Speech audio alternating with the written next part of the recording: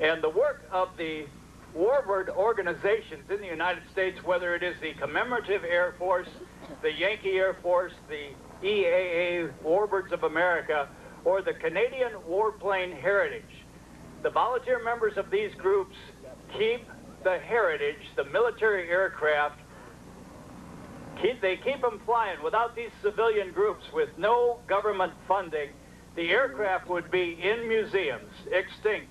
But these groups, with their own fundraising and their own hard work and their own long volunteer efforts to keep these very temperamental airplanes flying, they present them in front of crowds like we have here in Lake City, Florida.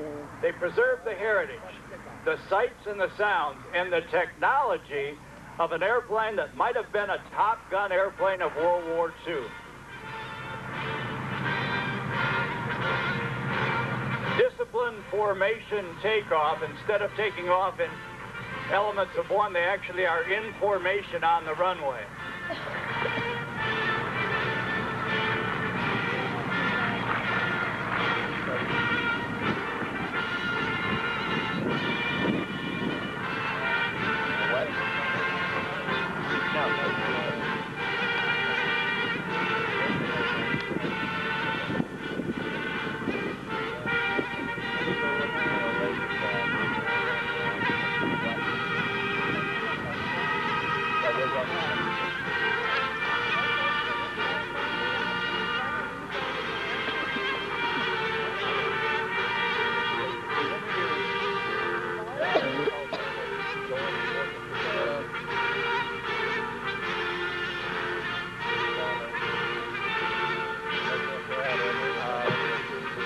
Now, as the team makes their way around, let me tell you about the pilots first, and then about formation flying and the discipline and difficulty of it. The lead airplane of that three-ship formation is a great friend who has been providing this type of entertainment for a good number of years at locations like this and at giant fly-ins like the Experimental Aircraft Association fly-in in Oshkosh, Wisconsin. He's the leader. His name is Jim Goolsby. We call him Pappy. That's his nickname. In the number 2 position is Matt Lazar. Number 3 position is Rich Langer. And then bringing up the rear in the Yak 52 in the slot position, that's Jimmy Burke. Now, as you watch these airplanes, the airplane in the middle out in front, that's the team leader. The wingman and the slot position are looking only at a spot, a target spot on the leader's fuselage. It may be a number, it may be a symbol, it may be a rivet line, it may be a paint separation in terms of colors, but they are making constant adjustments to stay in perfect position with the leader. They don't look at their instruments, they don't look out in the sky, they don't look at the ground. The leader does all of that for them. He sets the direction, the altitude, and the speed for the team. The slot position, the man in the middle behind the leader, he is looking up and beneath the leader's aircraft and also keeping a sight picture to maintain his distance. Now, this looks easy in the air. They have told me earlier today that it is gusting up there very badly. It's a rough ride. This is not done overnight. Whether you're a civilian or a military pilot, it starts with a lot of studying on the ground. You study your formation books, you study films, and then you graduate to a tabletop with miniature airplanes. With your fellow teammates, you start to explore the sight pictures that you've seen in the films and in your textbooks. Then when you finally get into the air, you don't fly a tight formation like this. You maintain a lot of space between the aircraft. Then as you get better and you're photographed from the ground and critiqued from the ground, you bring it in closer and closer. As you do that, if you've never flown formation and never flown close to another airplane before, it's a lot to take in. It is highly disciplined. It is not for the faint of heart. And if you have a thin skin, if you can't take criticism, you shouldn't be a formation pilot. Now you say, oh, the leader's got an easy job. All he has to do is lead the team. Well, he's got an awesome amount of responsibility. I should say he or she has an awesome amount of responsibility because you always have to think about your team members. When you start a turn, you've got to turn very gently because they will be a fraction of a second behind your movement, whether it's a left turn, a right turn, a climb, or a dive. So quite often, on their discrete frequency, you will hear for a turn, ready, turn left, ready, ready, now. And then gently the leader will move the formation.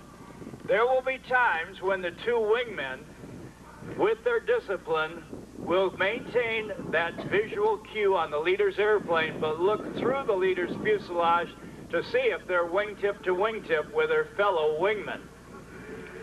While it doesn't seem like it from here, there are constant and minor adjustments on the ailerons, the rudder, and the elevators. Also, the hand is always on the throttle. Little movements of RPM back and forth to maintain that position on the leader. The best thing you can do is not tense up and relax. Sit back in your seat, take deep breaths, and just enjoy the flight. But you don't get to this proficiency overnight.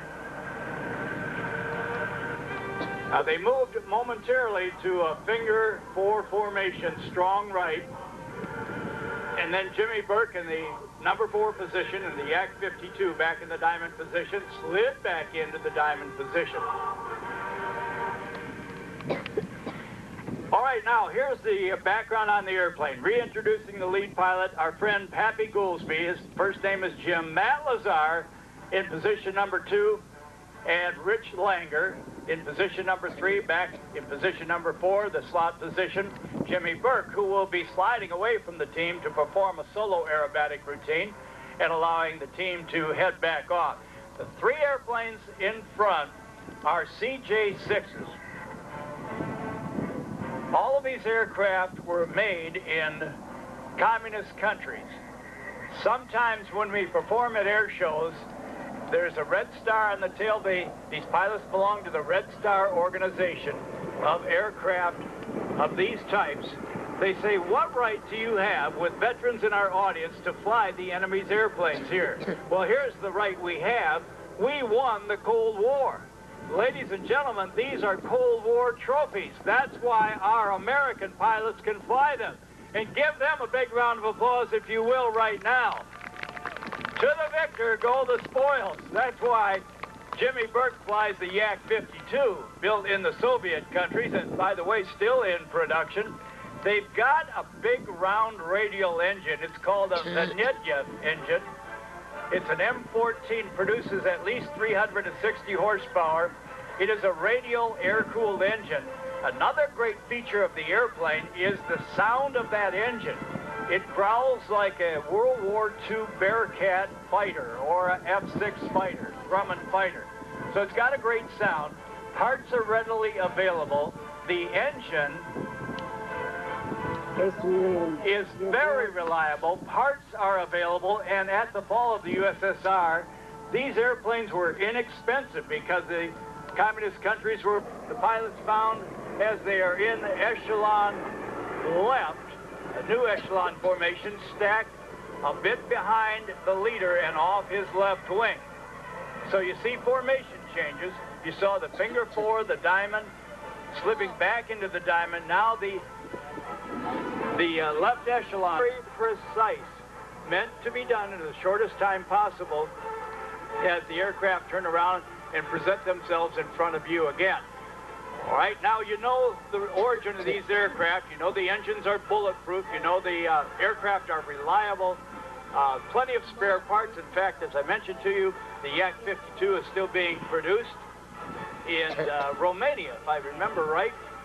So we've got a Top Gun fighter, a jet from the Korean-era war. They knew, their engineers, their aeronautical engineers knew what they were doing. These are entry-level training aircraft, and by the way, the CJ-6 airplane has a distinction over the Yak. Everybody says, oh, they're the same airplane. Well, they're not. The CJ-6 that is being flown by the top, the first 3 element have a dihedral. As the wing comes out, about a quarter of the way out, it bends up into a little angle. That's how you tell the difference between the two. So they are very, very different. The CJ-6 was designed by a very young and brilliant Chinese engineer. Bushi Chang is the best way I can describe his name. He never flew in one of his aircraft, like the first three out in front now, until he came to Oshkosh, and one of our American pilots gave him his very first ride in the airplane that he designed.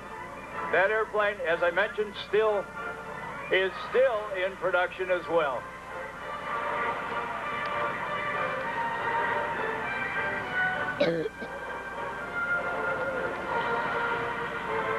Now, the element of three is going to set up for the landing. You'll see the lone airplane now is Jimmy Burke. We'll tell you a little bit about him.